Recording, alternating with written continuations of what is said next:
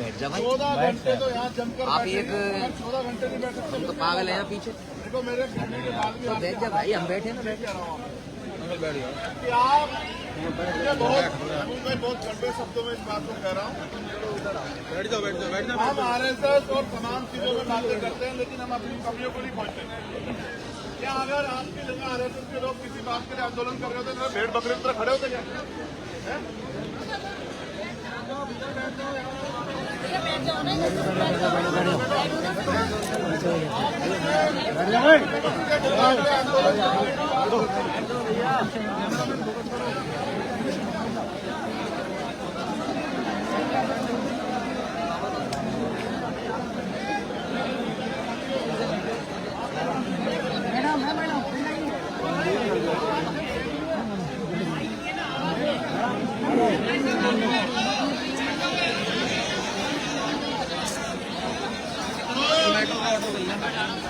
आज हमें सुनिश्चित करना है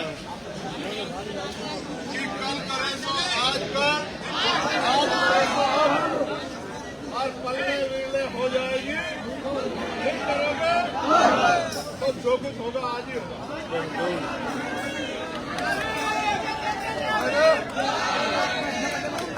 ये जो अत्यधिक गुस्सा है ये भी खतरनाक है। इसलिए आपसे आग्रह कर रहा हूँ, पहले उसके संघर्ष को देखो, फिर अपने आप को महसूस करो। जब आपने उसको रोते हुए देखा कि जब वो रो रही थी आपके मन में क्या महसूस हो रहा था, फिर महसूस करो। आप ये भी महसूस करो सविता रॉय यहाँ क्यों। ये सविता रॉय को भी समझना पड़ेगा आप लोगों को। सविता रॉय नहीं है। सविता रॉय के पीछे कौन सी ताकत है जो पुलिस उसको अरेस्ट नहीं कर पा रही है। कह रहे हैं कि भाई 60 दिन में चार्जशीट दाखिल होती है, चार्जशीट के बाद जो है गिरफ्तारी होती है, या चार्जशीट के आधार पर गिरफ्तारी होती है। आप ये महसूस करो, 1 साल हो गया अपने आपको।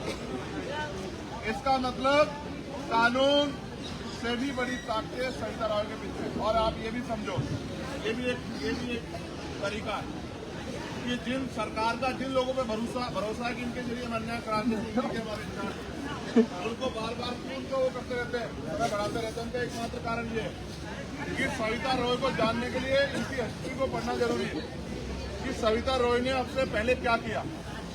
जहाँ तक मुझे जानकारी है, सविता रॉय जहाँ रही उन्होंने इसी तरह से schedule caste, schedule tribe, backward, Muslim, अन्य धार्मिक क्लब से उनके जैन, बौद्ध, सिख, ईसाई, उनमें जो भी आवाज उठाने वाला टीचर हुआ उसको निपटाने का काम किया।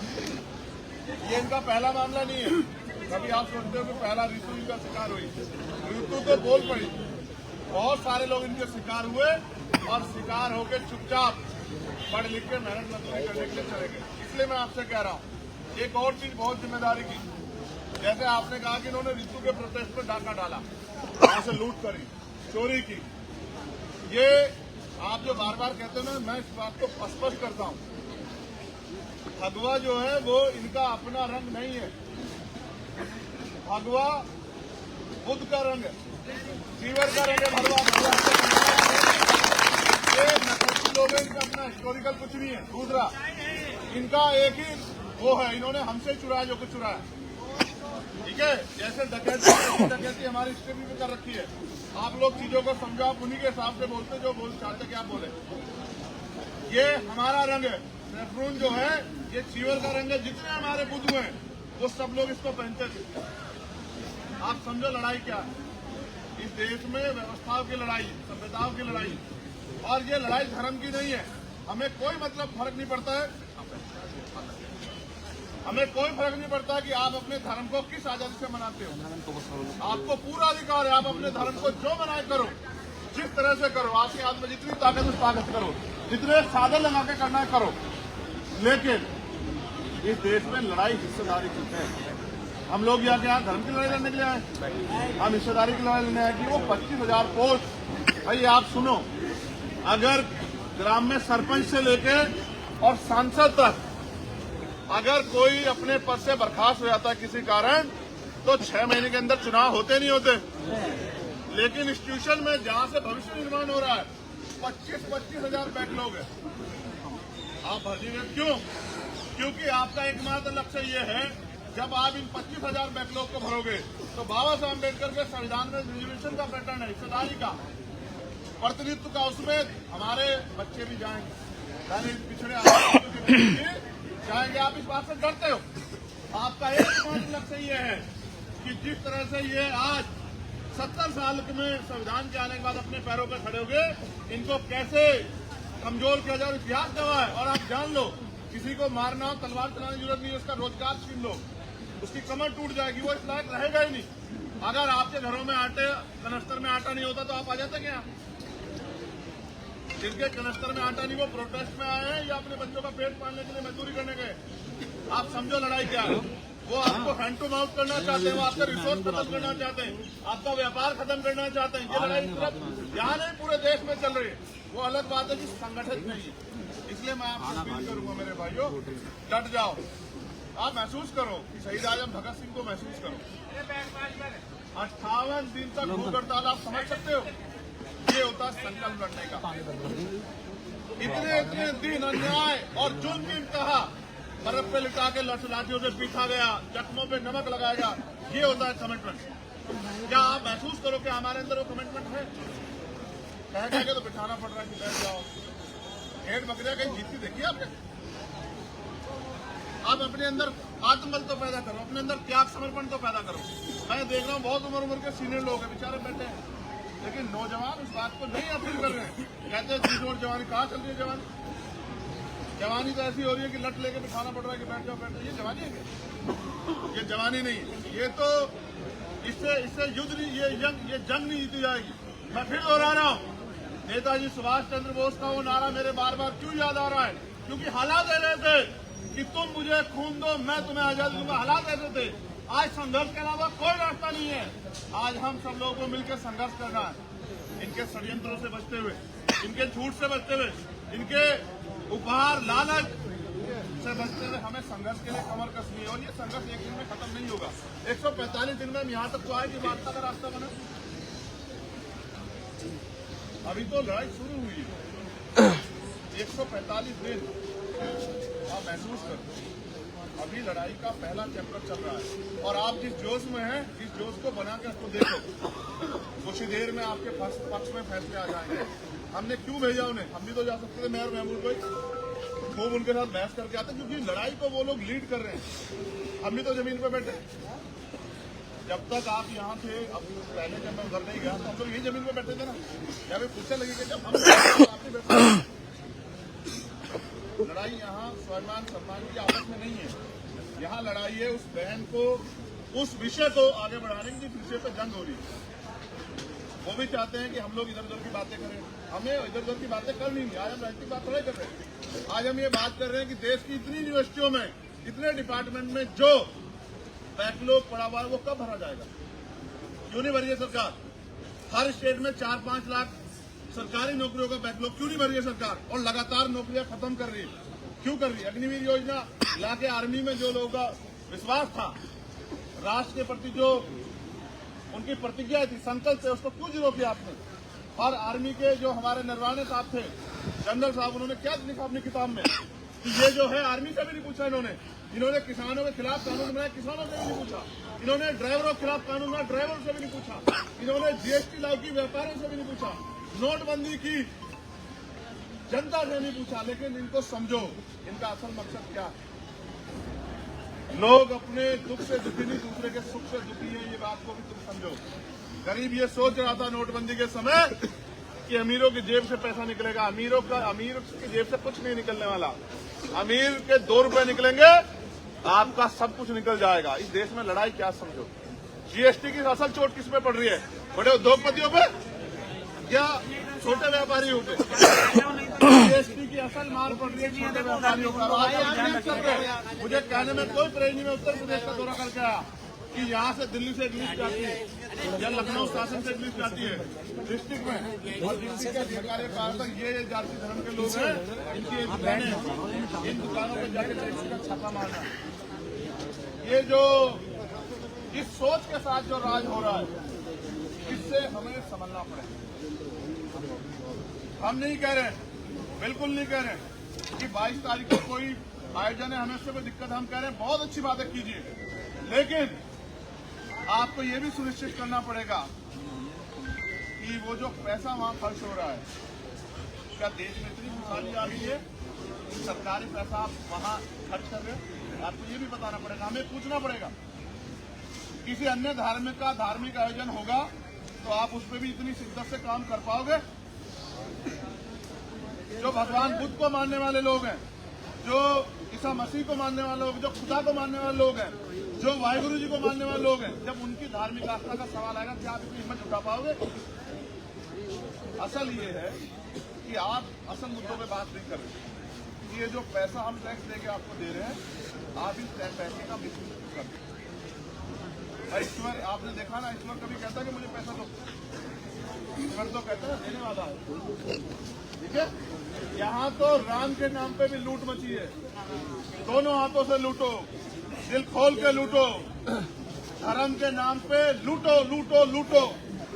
लेकिन जब इनसे हम ये कहते हैं कि भाई इसमें हमारी भी हिस्सेदारी है, लूट में नहीं, हमारी हिस्सेदारी किस चीज में है कि हम भी टैक्स देते हैं, इस पैसे का कुछ हमारे बच्चों को छात्रवृत्ति दे दो, तो तब इनको श्राप हो जाता है। समझ रहे? इसलिए मैं आपसे कह रहा हूँ, हमें इन लूट को समझना पड़ेगा और लूट पे अपनी बात रखनी पड़ेगी। और जब तक हम सवाल नहीं करेंगे, ये जवाब नहीं देंगे। इनका एकमात्र उद्देश्य ये है कि जो ये चाहते हैं उस पर काम होता रहे। क्या हम इनके हिसाब से काम करेंगे? फिर हम गुलामी तो हुए ही नहीं हुए। वो अलग बात है कि मुझसे बड़े बड़े गुलाम भी यहाँ थे, अभी वो इधर उधर गए, वो टहले, लेकिन कब तक हम इस देश में गुलाम बनकर रहेंगे? आप बताओ। क्या हम ये लड़ाई गुलाम बनने के लिए लड़ रहे हैं? जब संविधान के रहते ये हालात है तो सोचो अगर संविधान न बचा तो क्या होगा? फिर ऋतु जैसी बच्चियां देख भी नहीं पाएंगी, देख भी इंस्टीट्यूशन की तरफ। समझ रहे हो? अगर इस देश में प्रधान से लेके और प्रधान छोड़िए वार्ड मेंबर से लेके और प्रधानमंत्री तक अगर बहन बेटियां बनी है तो ये डॉक्टर बाबा साहब अम्बेडकर के संविधान की वजह से जानते नहीं है। और हम ये भी नहीं कोशिश कर रहे, हम कमियां गिनाते, हम ये नहीं गिनाते कि हमारे इस देश के संविधान में खूबियां क्या है। तो मैं इसलिए आग्रह करूंगा, आप कुछ मत करो, अगले 2, 3, 4 घंटे जब तक बातचीत आगे ना बढ़े, आप खूंटा गाड़ के बैठ जाओ। क्या सर्दी हमें रुका सकती है? क्या ये तेज हवाएं हमें हमारा रास्ता रोक सकती है? जब हम घर से चल के यहाँ तक आए तो काहे को घबराना? ठीक है, जब वो 145 दिन में उसको नहीं तकलीफ हुई, वो तो रोज आ जाती है ना, आंदोलन उठाने के बाद भी आ जाती नहीं आ जाती है। और 11-12 बजे जब पुलिस के लोग ही कहते हैं चलो साहब गाड़ियों में बैठो, तभी जाती नहीं जाती है। यह कहती है कि भाई अब तो देखो हालात क्या हो गए, ना हम जेल से डरते, ना हम मुकदमों से डरते, ना ही हम किसी धमकी से डरते, तो हालात क्या है, करो मरो के हो गए। इसलिए फिर मैं आपसे कह रहा हूँ कि संघर्ष करो, संघर्ष रास्ता, और अगर नहीं करोगे संघर्ष तो भविष्य क्या है? अगर पहले जैसा भारत चाहते हो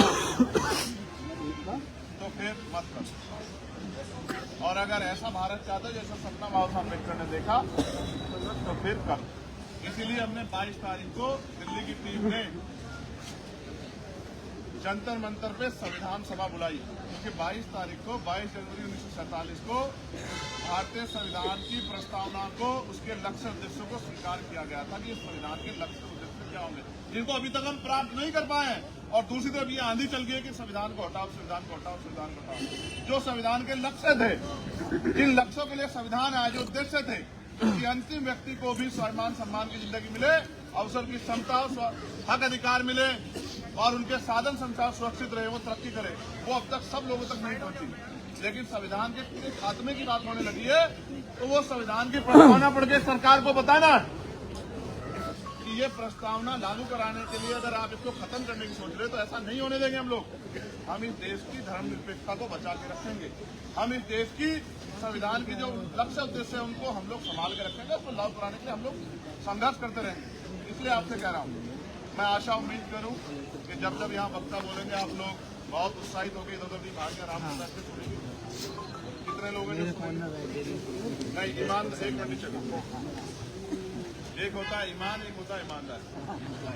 जो ईमानदारी से बैठेंगे, क्योंकि देखो मैं भी समझता हूँ, आप थोड़े से पीछे पीछे हो जाओ, क्योंकि है ना पैर सीधे नहीं होगी, दिक्कत होगी। आप समझते ना, अपने आप को रिलैक्स कर लो, थोड़े से पीछे पीछे हो जाओ, पैर सीधे कर लो। मानो कि आप अब आपको आराम करना है, बहुत संघर्ष हो गया आपको, इस तरह से होकर बैठो कि आप आराम से बैठ सको। पैर अगर नहीं, पैर मुड़े रहेंगे तो क्या होगा? लंबे करो, आराम से बैठो। इस मिट्टी में हमारा खून शामिल है। ये रोलर ने बनाई, रोलर पे प्रधानमंत्री नहीं बैठे होंगे। ये सड़क बनाने में हमारे लोगों का पसीना शामिल है ना। आराम से बैठो, ये एक नेचुरल एकता है। किसान, सवेरे, मजदूर, नौजवान की ये नेचुरल एकता है। आज हम के पास निकल जाओ, नहीं साइड।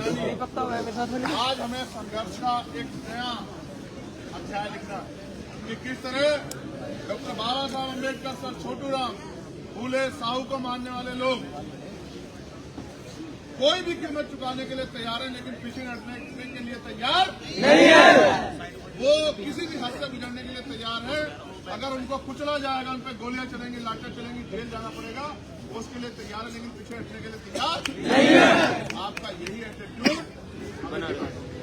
अगर आपने ये एटीट्यूड छोड़ दिया और आप समझौतावादी हो गए, जिसका मुझे बहुत तकलीफ है, मैंने इसको भी कहा रितु को कि मुझे इस लड़ाइयों से बहुत नफरत होगी अंदर से, कि समय दो, हिम्मत दो, साधन लगाओ, लड़ो, और जिसके लिए लड़ रहे हो समझौता करके चुपचाप निकल जाता है, तो हम सब आपके बन जाते हैं। इसलिए मुझे नफरत होगी, इसलिए कह रहा हूँ वो लड़ रही है, आप लोग भी हिम्मत बना के लड़ जाओ, और जितनी देर बैठ जाएंगे उतनी संख्या बढ़ती जाएगी। जानते हैं नहीं जानते? अभी तो बहुत लोग हैं जो काम से लौटेंगे, काम से लौट के आके फोन देखेंगे, अरे उन्हें पता लगेगा हम सब लोग यहाँ बैठे हैं, तो दौड़ के आएंगे, खाना भी लाएंगे, कंबल भी लाएंगे, सब कुछ लाएंगे। भाई ये लोग अगर मैं उस गेट पे नहीं बैठने दे रहे, 4 नंबर गेट किधर आगे, 4 नंबर गेट पे नहीं बैठने दे रहे, तो हम बैठे 4 नंबर गेट गद्दे, ये तुम्हारे तन से कपड़े ना छीन लेंगे। सुनो, अब तो तुम्हारे जहाँ तुम बैठते हो उसको शुद्ध करने के लिए पानी डाल रहे हैं, पहले तो पीने के लिए पानी नहीं देते थे। ये दिल्ली है, यहाँ पीने के लिए 1 गिलास पानी के लिए बहुत, समझते हो? ये तो बैरिकेडिंग के उधर भी हमारे लोग हैं, बैरिकेडिंग के इधर भी हमारे, इनसे तो हमारा कोई मतलब ही नहीं है। देखो ये भी जान लो, SC में मैंने पेशी करवाई, शायद किसी को नहीं पता होगा। पार्लियामेंट्री कमेटी में मैंने पेशी करवाई वाइस चांसलर की, डीन ऑफ कॉलेजेस की, रजिस्ट्रार की, प्रिंसिपल सविता रॉय की।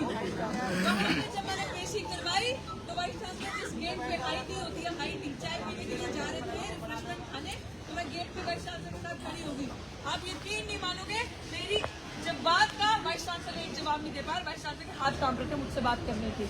ये मैं आंखों देखा बता रही हूँ, सुन सकते हैं कि क्या है।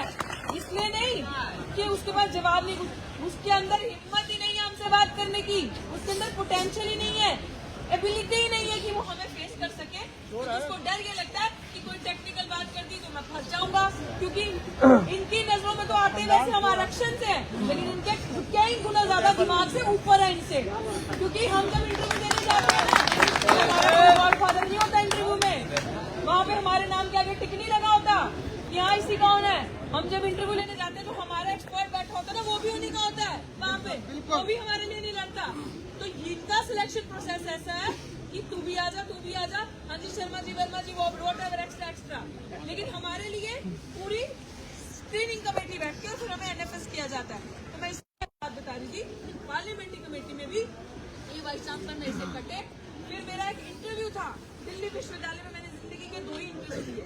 वो दिल्ली विश्वविद्यालय का जब साइकोलॉजी डिपार्टमेंट का इंटरव्यू था, सबके इंटरव्यू में वाइस चांसलर थे, 10-15 लोग बैठे थे इंटरव्यू कमेटी में। पिछले साल की बात बता रही हूँ, वाइस चांसलर मेरे टाइम पे उठ के चले गए, सबके इंटरव्यू में बैठे। उनके अंदर हिम्मत नहीं है हमें फेस करने की, हमारी बातों का जवाब देने की। और मैं आपको बता दूं क्यों डरते हैं, क्योंकि अगर इंटेलेक्चुअल डिबेट की बात आएगी तो 5 मिनट के अंदर गर्व करो इस बात पे कि आपके ये जो बच्चे हैं ना, ये जो यूनिवर्सिटी में ये जनरेशन पढ़ रही है SC ST OBC की, 5 मिनट के अंदर हमसे अगर डिबेट करेंगे, ये हिंदू मुसलमान पाकिस्तान धर्म पे आ जाएंगे। इनके अंदर नहीं पोटेंशियल हमारी बात का जवाब देने का, इनके अंदर एबिलिटी नहीं है।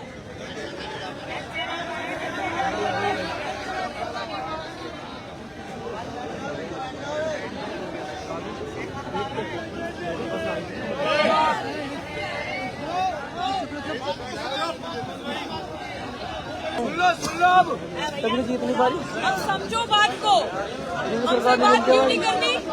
सबकी शाखा लगती है, वहाँ पे जाते हो। अभी विश्व हिंदू परिषद का प्रोग्राम हो रहा है अंदर। किसी संगठन का क्या मतलब है? यूनिवर्सिटी जो सेकुलर प्लेस है उसमें किसी राजनीतिक दल का एक विशेष पर्टिकुलर दल का प्रोग्राम हो रहा है, ऐसा क्यों भाई? हम लोगों के प्रोग्राम्स नहीं होते? कैसे आरएसएस की रोज शाखा लगती है? तो ये सारी चीजें करवाई जा रही है ताकि आपकी जनरेशन को मूर्ख बनाया जाए, खत्म किया जाए। तो फैसला अब आपके हाथ में है कि जवाब तो इन्होंने दे दिया, हटना है या यहाँ रुकना है। जितने और हैं उनको भी बुला लो, क्योंकि यहाँ से इनकी बस की कुछ नहीं हमें देना, और हम मांगेंगे कि नहीं, अब छीनना यही उपाय।